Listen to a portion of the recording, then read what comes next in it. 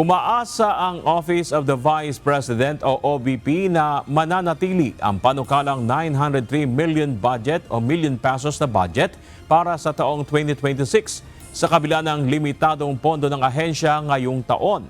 Ayon kay OVP spokesperson Ruth Castelo, humiling ang kanilang tanggapan ng karagdagang 150 million pesos para sa susunod na taon. Ngunit 70 million pesos lamang ang isinama sa National Expenditure Program para sa 2026. Ayon kay Castelo, mahalagang madagdagan ang bilang ng tauhan sa 10 satellite offices ng OBP na itinayo upang mas mapagsilbihan ang mga mamamayan sa iba't ibang panig ng bansa.